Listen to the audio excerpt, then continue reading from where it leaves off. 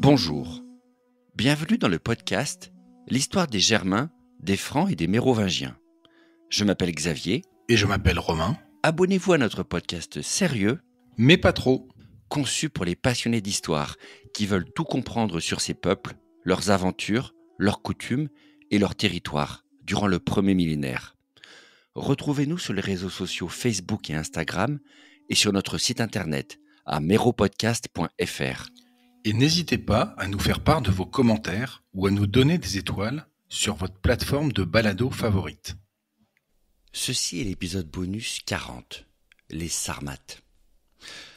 Alors dans le récit qu'Ammien Marcellin nous livre sur la dernière campagne de Valentinien de 375, on trouve ce bref épisode situé quelques mois avant sa campagne de destruction massive dans le pays des Quads.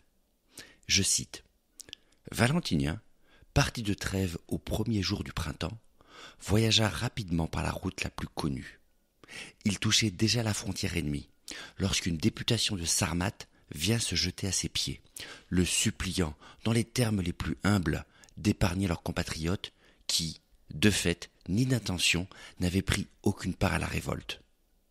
Ammien Marcellin, livre 30, chapitre 5.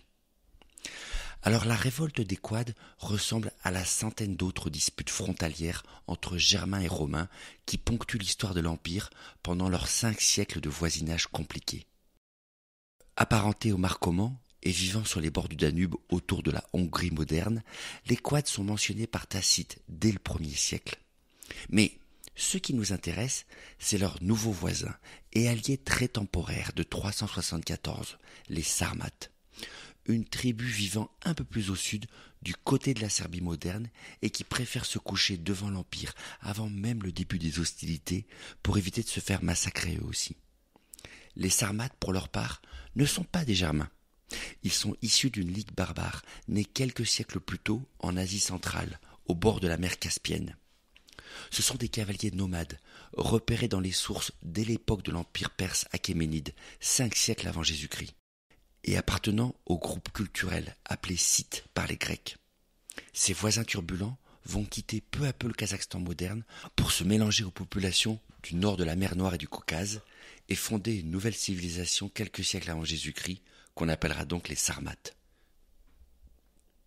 Ces hommes vont se faire connaître comme de redoutables guerriers à cheval, portant des armures à écailles et équipés notamment de longues lances, habitués à charger et à fracturer les lignes ennemies par leur puissance de choc.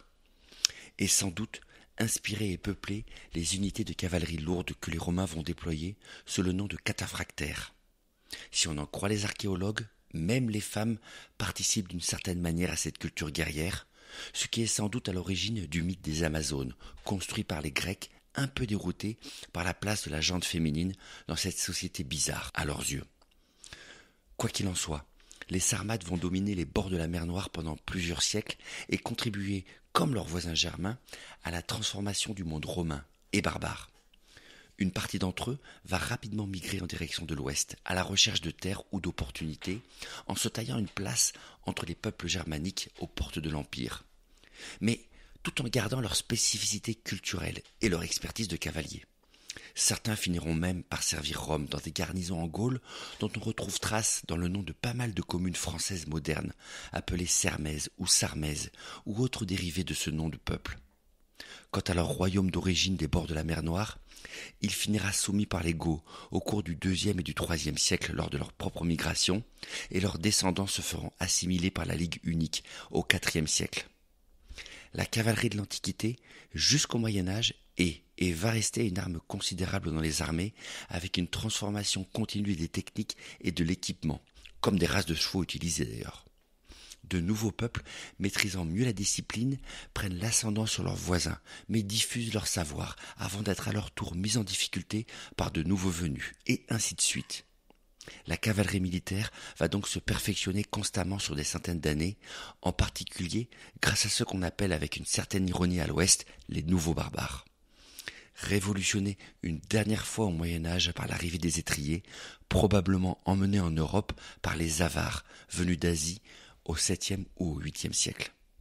Mais il y a peut-être un biais via les sources byzantines terrifiées par les nomades orientaux toujours redoutables à cheval. Il semble que les Francs, puis les Mérovingiens, ne seront jamais des cavaliers très réputés. Les auteurs du Haut Moyen-Âge louant plutôt la force et l'équipement de choc de leur infanterie, célèbres dès le IVe siècle et restant leur point fort à la chute de l'Empire romain. Pourtant, les Francs ont continué d'utiliser le cheval comme arme de guerre, comme le raconte d'ailleurs très bien au VIe siècle Grégoire de Tours, racontant une charge de cavalerie des Francs contre les Thuringiens autour des années 530.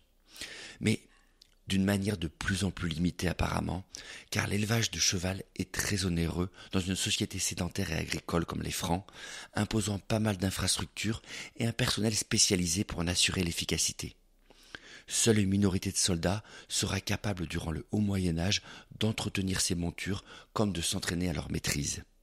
Et c'est donc seulement une élite qui va prendre le contrôle exclusif de cette arme de guerre qui par nature deviendra réservée à des professionnels. Des hommes qui formeront, au gré des transformations successives sur plusieurs siècles, une nouvelle élite militaire et sociale dès la fin de la période mérovingienne, plus connue sous le nom de chevalerie.